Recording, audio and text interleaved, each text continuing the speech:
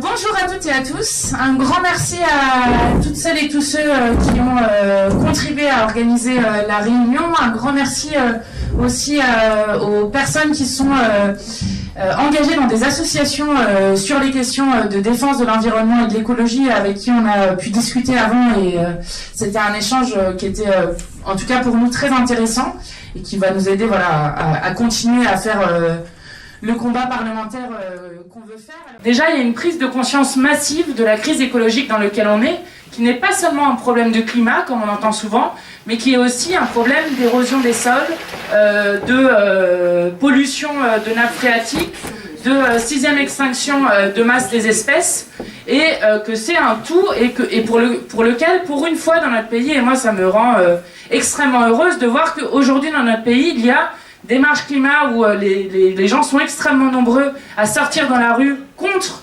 l'inaction de ce gouvernement en termes écologiques et les grèves climat de la jeunesse qui fleurissent un peu partout en Europe avec certains pays où c'est extrêmement fort. En France, c'est en train de monter aussi et qui disent arrêtez de nous voler notre futur et qui, pour la première fois, avec ce mouvement populaire incroyable qu'on vit dans notre pays qui s'appelle le mouvement des Gilets jaunes, qui font le lien entre les injustices sociales et les injustices écologiques avec ce slogan fin du monde, fin du mois, même responsable, même combat. Parce que effectivement, c'est le même système qui est en jeu dans ces questions, le même système qui permet une exploitation des ressources sans aucune fin et qui permet aussi une accumulation des richesses au-delà de toute chose raisonnable avec certains qui se gavent jusqu'à n'en plus pouvoir. Et dans cette élection européenne, alors on observe des choses importantes. Bon, déjà, l'élection européenne, je ne sais pas si vous avez remarqué, il n'y a pas énormément de débats sur les programmes. Bon, ça s'explique parce que beaucoup de partis n'ont pas de programme pour l'instant sur les élections européennes. Nous en avons un, je pense que Younous en parlera. Donc, peu de débats sur le programme et puis surtout, ce grand débat qui a été une manière pour Emmanuel Macron de gagner du temps sur cette crise des Gilets jaunes en disant finalement, on espère qu'au bout de 3 mois, il n'y aura plus de contestation de notre politique et que plus personne ne sera dans la rue. Bon, la première chose, c'est qu'il a échoué incroyablement sur cette question de la fin des Gilets jaunes, avec une contestation qui en plus s'agrandit en termes de spectre, c'est-à-dire que maintenant il y a aussi une grosse contestation sur la politique éducative de ce gouvernement, en disant on a un gouvernement qui est en train de détruire de la maternelle jusqu'à l'université, donc avec des enseignants, des parents d'élèves, des lycéens, des étudiants qui eux aussi se joignent à cette protestation. Il y a la question donc, des gilets jaunes, il y a la question des agriculteurs bio qui ne touchent pas leurs aides, etc., etc. Donc, on a cette contestation qui continue de manière forte. Alors, ce grand débat, accessoirement, bon, vous avez entendu Emmanuel Macron, il a dit on ne va pas sortir le carnet tchèque. Ça sera pas, là, ils sont en train de tout préparer pour préparer la déception des Français, comme ils disent, puisque de toute façon, ils ne savent pas comment en sortir, puisqu'ils ont juste fait ça pour gagner du temps, et que c'était verrouillé dès le départ, c'est-à-dire qu'on ne touchera pas aux cadeaux faits aux plus riches. C'est hors de question de revenir sur l'impôt de solidarité sur la fortune, sur la flat tax, sur etc., sur le CICE qui est donné aux grandes entreprises alors qu'elles détruisent de l'emploi actuellement, notamment Carrefour, si on doit prendre un exemple. Et donc, et en plus de ça, donc sur les cadeaux aux plus riches, on ne reviendra pas. Sur le référendum d'initiative citoyenne, c'est hors de question de revenir dessus. Alors là, ils sont en train de glisser quelque chose en ce moment, soyez un peu attentifs dessus. Ça s'appelle la loi d'initiative citoyenne. La loi d'initiative citoyenne, c'est quoi? 1 million de personnes signent une pétition, ça arriverait à l'Assemblée nationale. Vous voulez que je vous raconte ce qu'on fait, nous, à nos propositions de loi à l'Assemblée? Déjà, il faut qu'on arrive à les caler dans le calendrier, ce qui arrive pratiquement jamais. Et à chaque fois qu'on propose des propositions de loi, quand on a proposé une proposition de loi pour interdire le glyphosate dans les 3 ans, elle n'a pas été discutée. Quand on a proposé une proposition de loi sur le référendum d'initiative citoyenne, elle n'a pas été discutée. Et donc, à chaque fois, ils retoquent absolument tout. Donc, imaginez qu'on arrive à faire des campagnes pour avoir 1 million de signatures. Globalement, vu la composition de l'Assemblée nationale actuelle, ça veut dire amener une proposition de loi qui tombera à la poubelle directement. Alors cette fois-ci, ils feront semblant de la discuter pour pas, parce qu'ils sentiront quand même un petit peu de pression populaire derrière eux. Mais en gros, la voie de sortie qu'ils sont en train de proposer, c'est juste une blague en fait. Et donc, cette blague, pour gagner du temps, ça a coûté 12 millions d'euros. Et il dit, on va pas sortir le carnet de chèques. Bon, alors déjà, il faut peut-être que Macron se rappelle que c'est pas son carnet de chèques, c'est notre carnet de chèques, c'est le carnet de chèques des impôts des Français et des Françaises. Et donc, il est dans une impasse lui-même dans laquelle il s'est mis. Et à ce moment-là, l'élection européenne arrive comme le premier vote après l'élection présidentielle d'Emmanuel Macron. C'est le premier vote qu'il va y avoir. Alors, sur un sujet qui est compliqué, parce que les européennes, sur cette Union européenne qui, quand même, s'est assise sur le vote des Français en 2005, qui avait voté non au traité constitutionnel, sur cette question-là, la manière pour beaucoup de Français et de Françaises de sanctionner cette Union européenne telle qu'elle est aujourd'hui, antidémocratique pour les lobbies, etc., anti-écologique, c'est de ne pas aller voter aux élections. Et je pense que Manon Aubry, qui est notre tête de liste, dit souvent ça, et je pense que l'exemple de Younous est un bon exemple à utiliser pour montrer ce à quoi peuvent servir des parlementaires européens de combat, c'est de dire il y a 3 raisons d'aller voter.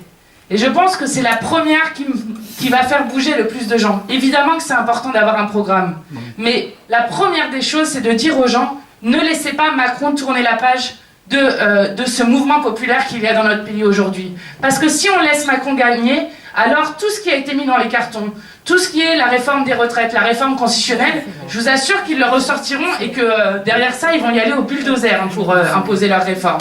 Ça, c'est la première des raisons. La deuxième des raisons, c'est pour avoir des parlementaires de combat. Et là, Younous va raconter les combats qu'il a menés pendant 5 ans au Parlement européen et qu'il mène encore comme parlementaire européen. Et je pense que c'est extrêmement important que la voix de plein de gens qui sont d'accord avec ce que nous portons dans le programme L'avenir en commun et l'avenir en commun en Europe aussi, soit portée dans le Parlement européen comme le fait Younous aujourd'hui. Et la troisième chose qui est très importante aussi, c'est que nous n'avons pas seulement une liste européenne maintenant le peuple, une liste française, pardon. Nous avons construit des alliances avec différentes forces en Europe qui aussi présentent une alternative à l'Europe qu'on nous présente aujourd'hui. Parce que qu'essaye de faire Emmanuel Macron avec cette européenne ? Il essaye de rejouer la présidentielle. Donc, c'est soit moi, soit le FN. Ça, c'est ce que dit Emmanuel Macron. Soit moi, soit le FN. Bon, entre-temps, il a oublié quand même qu'il a un bilan. Il y a une contestation sociale comme il y a rarement eu dans ce pays, et en tout cas la plus longue qu'il y ait jamais eu dans ce pays. Sur beaucoup de sujets, ils ont eu une convergence, une alliance objective de fait. Et là, le dernier épisode de ça, c'est vous avez entendu le ministre de l'Intérieur, que nous on appelle les borgneurs, le ministre de l'Intérieur qui dit oui, les ONG qui vont sauver des gens en Méditerranée, parce que ça c'est le droit international, il y a une obligation de secours aux gens qui sont en mer. C'est juste le droit international. Ces ONG seraient complices des passeurs. Alors pourquoi il dit ça, Castaner? C'est important de regarder ça. Il dit ça, c'est exactement ce que dit d'ailleurs Marine Le Pen. Je ne sais pas si vous avez vu, il a eu la chance juste après d'avoir Génération Identitaire qui lui a remis une carte d'honneur de membre en lui disant « Maintenant que vous avez rejoint nos idées, je vous offre votre carte de membre à Génération Identitaire. » Donc, vous imaginez la honte d'avoir un ministre de l'Intérieur comme ça. Et c'est surtout parce qu'il reprend des propos de M. Salvini, donc, qui est l'extrême droite en Italie, qui disait « Je suis d'accord avec mes homologues français, etc. » Et donc il dit, oui, je suis d'accord avec M. Salvini pour dire que les ONG sont complices des passeurs. Donc cette alliance objective, elle se retrouve sur énormément de choses. Ils sont tous les deux en désaccord sur l'augmentation du SMIC. Ils sont tous les deux en désaccord sur le référendum révocatoire. Ils ont voté tous les deux sur la question d'enfermer des enfants pendant 90 jours dans des centres de rétention. Donc, la question de cette élection européenne, c'est aussi de dire oui, nous pouvons construire une autre alternative à cette Europe mortifère qui ne sert que les banquiers et les lobbies. Et je pense que c'est extrêmement important et que c'est la première chose sur laquelle on doit se battre, c'est de dire ne laissons pas cette élection passer parce que c'est la seule fois où Emmanuel Macron sera obligé d'écouter ces bulletins de vote qui tombent pour le sanctionner et sanctionner sa politique qui est d'ailleurs extrêmement dictée aussi par ce qui se passe en ce moment à la Commission européenne, et on pourrait en citer pas mal, notamment la réforme des retraites qui vient directement, là aussi, d'une demande de la Commission européenne. Et pour finir, parce qu'après il faut qu'on discute quand même, pour finir sur cette question-là, il y a eu quelque chose qui est assez salvateur dans cette élection, c'est que, au moins, dans cette élection, il y a eu une séparation nette entre ceux qui sont favorables qui sont en faveur de l'écologie populaire, ça c'est nous, et ceux qui pensent que l'écologie est compatible avec l'économie de marché. Ça c'est beaucoup de gens, on va dire. Alors nous disons de manière très, très ferme, non, l'écologie n'est pas compatible avec l'économie de marché, et notamment avec les traités de libre-échange, mais peut-être que je vais laisser Younous parler de ça, qui est une solution archaïque. Ce n'est plus possible aujourd'hui de continuer ce grand déménagement du monde, et pourtant on continue comme un dogme. À chaque fois qu'on leur demande pourquoi ils font des traités de libre-échange, ils disent « Ah ben on ne sait pas, on ne nous a pas demandé de chercher les points positifs. » Ça c'est ce que m'a répondu la Commission sur le CETA, Union Européenne-Canada, traité de libre-échange. Ils disent « Oui, il y a des petits problèmes écologiques, il y a des petits problèmes sur l'agriculture, il y a des petits problèmes de perte d'emploi. » Commission nommée par Macron elle-même, hein, donc normalement ils étaient censés être assez favorables puisque c'était Macron lui-même qui poussait ça. Et quand on leur demande « Mais quels sont les points positifs ?» Ah bah on ne sait pas, on ne nous a pas demandé de chercher ça. Donc c'est pour vous dire le dogme qu'il y a de manière très forte autour de ça.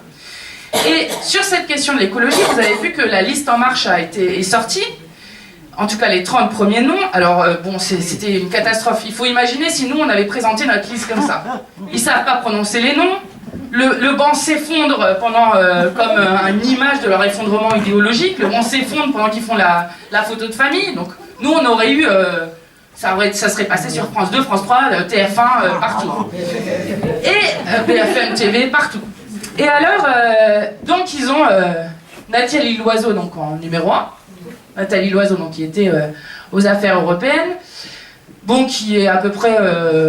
qui n'a jamais rien fait de très intéressant, à part soutenir ce gouvernement, ce que nous condamnons fermement. Mais surtout, la seule chose pour laquelle elle s'est vraiment fait connaître dans son insignifiance, c'est pour avoir parlé, et là je reviens à ce que je disais tout à l'heure sur Castaner, de shopping de l'asile.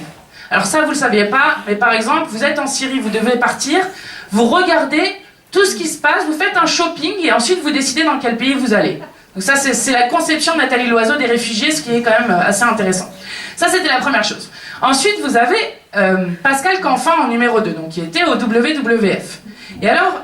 Pascal Canfin vous explique que Emmanuel Macron a changé sur les questions écologiques. Bon alors c'est intéressant de regarder ça, oui, Emmanuel Macron c'est quand même celui qui a promu des traités de libre-échange à tout va, a continué le glyphosate alors qu'il avait dit qu'il l'interdirait, prolonge le nucléaire, détruit le rail alors qu'on sait que justement il faudrait que les marchandises aillent plus sur le rail et qu'on arrête de mettre 40% de camions en plus avec des marchandises, etc., etc. Bon déjà sur son bilan c'est catastrophique. Alors, on voit pas comment, s'il n'a pas réussi en France, comment il arriverait à le faire au niveau de l'Union Européenne. Alors ça, c'est un mystère qu'on n'est pas prêt d'élucider, je crois. Et puis après, alors moi, ça m'a fait rire de regarder ça. Il faut continuer un peu la liste des noms, pour comprendre à quel point Pascal Canfin est sur une liste très écologiste. Bon alors, je passe le cas de Bernard Guetta, qui dit qu'on peut continuer à être journaliste et candidat à la République En Marche. Après tout, pourquoi pas, vu les questions que nous posent les journalistes, on peut imaginer ça. Mais quand vous regardez le quatrième de la liste, c'est Jérémy De Cercle. Lui, il est président des jeunes agriculteurs, pro-FNSEA. Bon, ça donne une petite base. Sachant qu'en plus, lui, la cohérence l'étouffe vraiment pas parce qu'il avait signé une tribune en 2017 contre le CETA et maintenant il va sur la liste La République En Marche qui défend le CETA, le traité de libre-échange Union Européenne-Canada. Ensuite, vous prenez la numéro 9. La numéro 9, c'est Fabienne Keller, sénatrice. Oui, parce que tout le monde est élu, recyclé des cabinets, etc. dans cette question, ou avec des postes à très haute rémunération.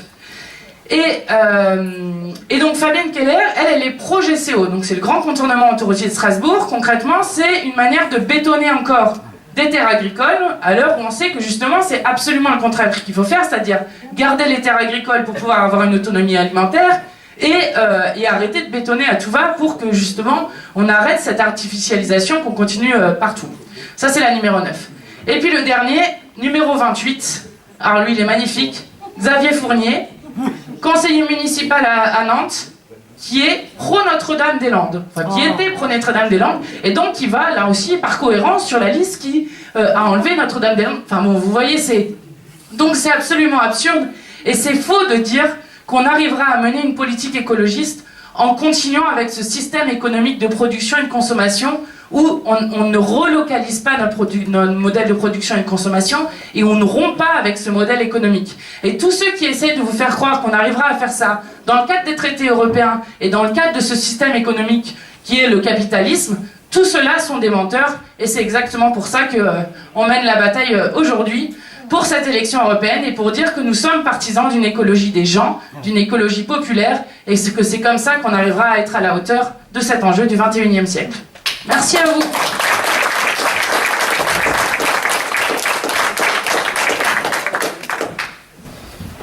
Bonsoir. Je veux tout d'abord remercier chacune et chacun d'entre vous pour votre participation à notre réunion. Nous sommes un mardi soir, il est pas loin de 20h. Vous auriez pu vaquer à d'autres occupations, regarder un bon film, être en famille, faire quelque chose de plus fun, mais vous êtes ici pour une réunion politique et vous avez répondu à l'invitation de Mathilde et de moi-même. Et vous avez conscience que vous êtes des acteurs de ce moment important que nous vivons en ce moment en France. Et je sais qu'il y a des gilets jaunes dans la salle, mais au-delà des gilets jaunes, vous avez conscience que le peuple, que les peuples sont en train de se réveiller aujourd'hui. Partout dans le monde, aussi dans les Outre-mer. J'étais en Guyane, il y a eu un mouvement guyanais qui a duré pendant très longtemps et qui, d'une certaine manière, annonçait le mouvement des Gilets jaunes. Et les Guyanais, comme les Mahorais, qui ont tenu des barrages, qui ont mené la lutte, observent avec beaucoup de solidarité ce qui se passe ici aujourd'hui. Parce que tous n'en peuvent plus de la tyrannie de la finance. Et il y a une soif de justice qui monte du plus profond des peuples, partout dans le monde, et en France, qui doit être entendue.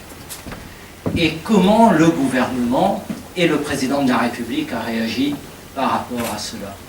Devant cette soif de justice, devant cette demande d'égalité, eh bien, il y a eu le mépris d'abord et la répression ensuite.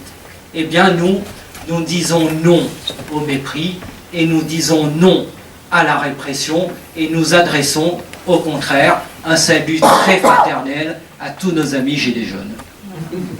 La deuxième chose, Mathilde a parlé de beaucoup de candidats engagés dans cette campagne des européennes. Et je veux vous parler de notre tête de liste, Manon Aubry, que certains d'entre vous ont peut-être découvert à la télévision lors du dernier débat télévisé. Mais Manon, moi, je la connais depuis très longtemps. Parce que Manon fait partie de ces acteurs des ONG qui sont engagés dans un combat précisément contre les lobbies. Et elle n'a pas attendu de devenir députée européenne, je l'espère, demain, mais elle est déjà, par son engagement, dans tous ces combats que nous portons. Parce qu'elle a un attachement, un enracinement viscéral pour la justice fiscale. Elle a fait de la bataille contre la fraude et l'évasion fiscale son cheval de bataille. Et en tant que député européen, je me souviens qu'elle venait à notre rencontre pour nous dire « mais vous ne pouvez pas accepter ceci ». Et vous connaissez Manon, c'est une petite femme, mais avec un caractère et une force immense. Et je crois que tous ici, vous êtes séduits, comme nous sommes séduits, par Manon, qui ne lâche rien et qui porte notre liste de la manière la plus admirable. Nous sommes, dans cette campagne, dans un moment particulier. Et nous portons des propositions. Mais nous ne pouvons pas ignorer le contexte qui est le contexte au niveau national. Mais ce que nous vous disons, c'est que le contexte qui pèse aujourd'hui en France considérablement a un lien direct, étroit, avec les politiques européennes. Vous vous souvenez qu'au début du mouvement des Gilets jaunes, tout est parti de cette décision d'augmenter le prix de l'essence. Et on s'est posé la question, mais pourquoi font-ils cela? Alors que tous les Français sont confrontés à la vie chère, où les fins de mois sont difficiles. Pourquoi est-ce qu'ils prennent une telle mesure injuste? Eh bien, nous avons été chercher, et il n'a pas fallu beaucoup de temps pour découvrir le poteau rose. La réalité, c'est que la Commission européenne, qui aujourd'hui contrôle et surveille les États, qui adresse des injonctions, ce qu'on appelle des recommandations par pays, aux différents États membres et à la France en particulier, lui demande de faire des économies dans son budget et de créer des taxes supplémentaires. Et c'est la Commission européenne qui oblige la France, parce que cela est inscrit dans les traités, de tenir un niveau de dépenses publiques et de respecter les critères sur le déficit et la dette. Et c'est ainsi que le Premier ministre a adressé un courrier que Jean-Luc Mélenchon avait révélé lors d'un de ses meetings, disant à la Commission européenne: nous avons bien entendu vos demandes, alors nous allons créer une fiscalité écologique et nous allons augmenter le prix de l'essence. Et c'est pourquoi, lorsque nous disons que le 26 mai sera un référendum anti-Macron, eh bien oui, le 26 mai est non seulement un référendum anti-Macron, mais c'est aussi, évidemment, un référendum contre Juncker, un référendum contre Merkel, parce qu'ils se tiennent tous, ils sont tous ligués dans ces politiques régressives qu'on voit aujourd'hui être mises en œuvre. Et effectivement, ces politiques régressives, mises en œuvre au niveau national, sont pensées à Bruxelles. Et je vous dirais que c'est même pire que cela. Elles sont pensées à Berlin. Parce qu'aujourd'hui, vous avez un pays, l'Allemagne, qui est devenue dominante en Europe. Alors, vous me direz, et l'amitié franco-allemande? Eh bien oui, les Allemands sont nos amis. Et les Allemands sont nos partenaires, et nous ne savons que trop le prix des déchirements entre la France et l'Allemagne pour faire très attention. Mais l'amitié, elle s'envisage dans un rapport d'égalité.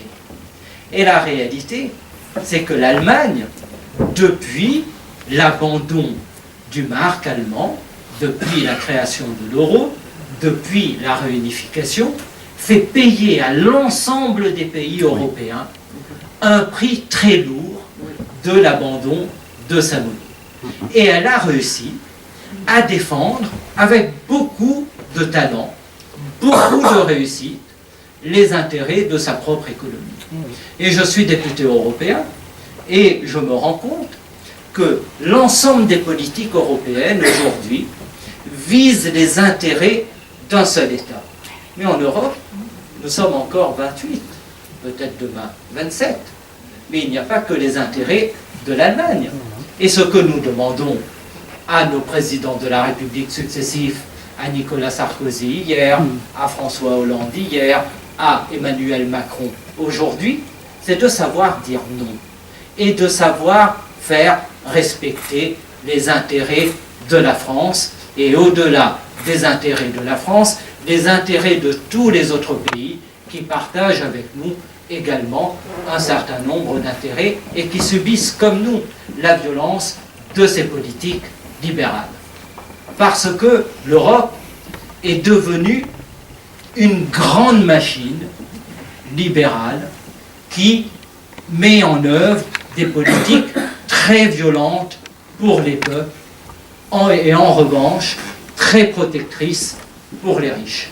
Et c'est pourquoi j'ai dit, lorsque j'étais intervenu en plénière au président Juncker, que si les peuples ne vous disent pas merci, les riches en revanche vous disent merci pour leur avoir apporté sur un plateau une série d'avantages et une série de politiques.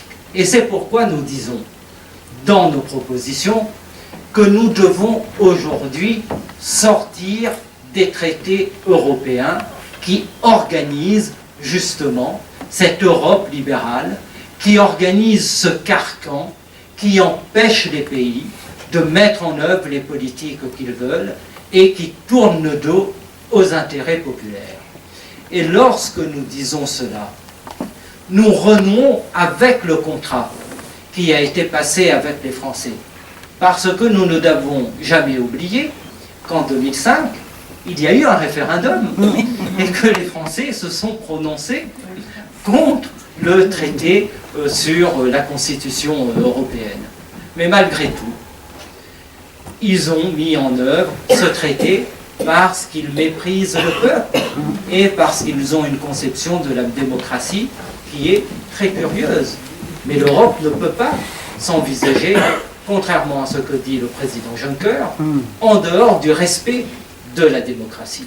Et c'est pourquoi sortir des traités européens, c'est à la fois la reconquête de notre pouvoir et c'est aussi, d'une certaine manière, la reconquête d'une souveraineté, de la souveraineté populaire. Et c'est aussi, bien sûr, se donner les moyens de mettre en œuvre les politiques et les objectifs que nous avons affichés, et parmi lesquels, évidemment, la question écologique irrigue tout et transcende tout. La question écologique, et Mathilde l'a dit, n'est pas séparable de la question sociale.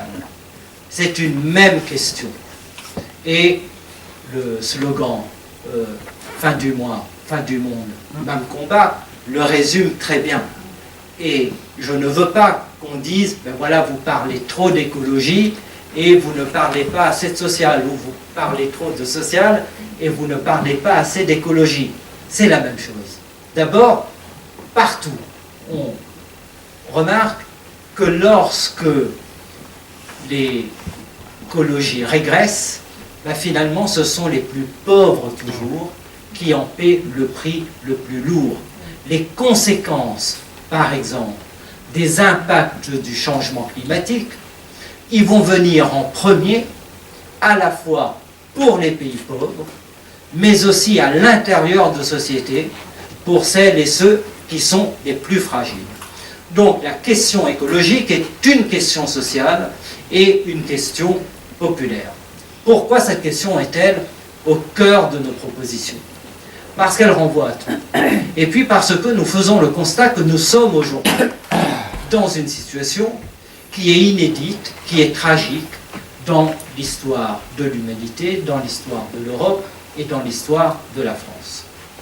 Dans l'histoire de l'humanité, bien sûr, puisque nous sommes à ce moment où nous sommes confrontés à la 6e vague d'extinction des espèces. Je sais qu'il y a ici beaucoup de personnes qui sont en lien avec la nature, qui sont dans la ruralité ou qui sont des paysans. Et tous, vous connaissez très bien ce lien avec la Terre. Eh bien, nous sommes aujourd'hui dans une situation où demain, si on continue avec ce modèle de prédation, alors il n'y aura plus de grands singes ailleurs que dans des zoos, où il n'y aura plus de baleines, où il n'y aura plus d'éléphants. Donc il y a là un combat qui doit être mené à l'échelle globale, mais aussi à l'échelle européenne. Et puis, deuxième élément, je ne vais pas détailler, c'est bien sûr le réchauffement planétaire. Bon, Mathilde en a parlé, on en parlera tout à l'heure lorsqu'on aura le débat participatif. Je vais vous parler d'une question très précise, parce qu'elle renvoie aux politiques européennes, qui est la question de nos océans. Nous sommes aujourd'hui dans une situation où si on continue avec les politiques qui sont mises en œuvre par la Commission européenne, qui, avec l'argent des contribuables européens, subventionnent les flottes industrielles, eh bien demain, il y aura plus, enfin quand je dis demain, c'est en 2050, avant 2050, il n'y aura plus un seul poisson, ni crustacé, ni coquillage connu, disponible pour la pêche commerciale. Et il y aura plus de plastique au fond des océans que de poissons. Et s'il n'y a plus de poissons, alors il n'y a plus de pêcheurs. Mais ce résultat, c'est bien le résultat de politique. Et puisque c'est le résultat de ce que l'homme a fait, alors c'est par les politiques que nous pouvons mettre en œuvre qu'on peut atténuer cette situation. Et c'est pourquoi nous faisons des propositions qui visent à changer radicalement le modèle de la politique commune des pêches en Europe. Vous avez suivi aussi. Et puis, c'est un combat qui est emblématique dans le combat que nous devons mener contre les lobbies en Europe. Ce que les députés européens peuvent faire, sans doute pas la révolution, et il faut le dire. Mais d'abord, nous avons le droit de voter. Donc, nous devons être clairs dans nos votes. Et nous devons dire pendant la campagne électorale, et vous devez savoir, vous, comment est-ce que les députés de la France insoumise vont voter demain, et comment les députés du Rassemblement national ou les députés En Marche, ils vont voter. Nous vous disons que nous votons contre tout ce qui sert les intérêts des lobbies. Nous pouvons faire la preuve sur la base de ce que Emmanuel Morel et moi-même avons fait au cours de cette législature, que nous avons été dans tous les combats qui sont plutôt emblématiques. Les combats contre les accords commerciaux qui aggravent la dette écologique, les combats contre le glyphosate, où nous nous sommes battus pied à pied pour obtenir une interdiction, évidemment que nous estimons pas suffisamment rapprochée de nous, mais quand même un combat que nous avons mené contre la pêche électrique et ses flottes industrielles. Donc voilà, sur tous ces combats, nous menons un combat résolu contre les lobbies et nous lançons l'alerte auprès des citoyens. Parce que notre force, c'est vous. C'est par votre mobilisation. Nous étions tout à l'heure dans une réunion. J'ai bien senti qu'il est important d'avoir le soutien des élus, le soutien des députés nationaux et le soutien des députés européens. Mais nous, notre force, elle est chez vous. Parce qu'un député, en définitive, pour obtenir les résultats attendus, il a besoin du soutien des mobilisations citoyennes. Et ce soutien, je sais que nous pouvons le trouver auprès de vous. Donc ces élections européennes sont extrêmement importantes. Parce que demain, il y aura dans le Parlement européen des votes décisifs. Il y aura, par exemple, à dire oui ou non à des accords commerciaux qui vont venir fragiliser les productions en Europe et détruire l'emploi. Nous, clairement, nous disons et nous prenons l'engagement que nous voterons ces accords commerciaux qui répondent, comme Mathilde l'a dit, à une croyance devenue aveugle dans le libre-échange. Alors que, pour des raisons écologiques et pour des raisons économiques et pour des raisons sociales, il faut aujourd'hui penser que la globalisation doit être atténuée, qu'il faut réintroduire des barrières tarifaires, sanitaires, des barrières douanières, quand cela est nécessaire, tout simplement parce que notre responsabilité, d'abord, est de protéger les intérêts des Français. Je vais vous faire une confidence, et puis je vais arrêter là, parce que je pourrais continuer pendant des heures. Il y avait eu le débat sur la politique agricole commune au Parlement européen. Donc je vais en plénière, et puis je parle, et je dis, mais cette PAC, elle est juste horrible, épouvantable, parce que les intérêts des agriculteurs français ne sont pas pris en compte. Et effectivement, les intérêts des agriculteurs français, en tout cas des petits paysans, sont sacrifiés dans la politique agricole commune. Comme le sont aussi les intérêts des autres paysans ailleurs en Europe. Mais je suis député français. Excusez-moi de parler des intérêts de la France. Et je sors de la plénière, et voilà que des députés socialistes viennent me voir et me disent « Mais Jules, comment peux-tu t'exprimer de cette manière? Tu es un nationaliste, parce que tu parles des agriculteurs français. » Je leur dis « Mais vous en êtes là. Je suis député européen, j'ai passé un contrat avec le peuple français. Et nous ne sommes pas au Parlement européen pour défendre les intérêts des autres. D'abord, nous défendons nos intérêts. Et bien sûr, nous défendons un intérêt général européen lorsqu'il peut être capté et perçu. Donc voilà autant de questions qui seront mises dans le débat pendant la campagne des européennes. En tout cas, je vous invite à suivre cette campagne avec beaucoup d'attention, à vous informer sur les propositions qui sont les nôtres.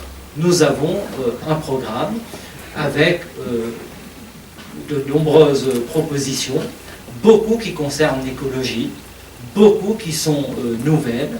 Nous proposons par exemple aujourd'hui de créer un tribunal pénal international de l'environnement, tout simplement pour que celles et ceux qui commettent des crimes écologiques soient tenus responsables et soient tenus coupables. Il n'est pas normal de renvoyer devant les tribunaux des personnes qui décrochent le visage d'Emmanuel Macron et qui sont condamnées à de la prison ferme et de laisser en revanche totalement impunis celles et ceux qui aujourd'hui non seulement détruisent la planète, mais aussi rendent nos corps malades, parce que nos corps sont malades par ce système libéral qui est bien servi par la Commission européenne et qui est soumis devant les lobbies. La question du glyphosate est emblématique, mais vous avez beaucoup d'autres pesticides qui aujourd'hui sont sur le marché, qui sont autorisés par la Commission européenne et qui ne visent qu'un seul intérêt, faire en sorte que ces industries de l'agro-industrie se fassent le maximum d'argent sur le dos des citoyens et en dépit des conséquences sur notre santé. Cela n'est pas acceptable et c'est pourquoi nous avons autant de combats radicaux à mener dans le Parlement européen. Et pour mener ces combats radicaux, il faut des députés qui disent ce qui doit être dit, comme cela doit être dit, et qui ont un caractère d'insoumis. Merci.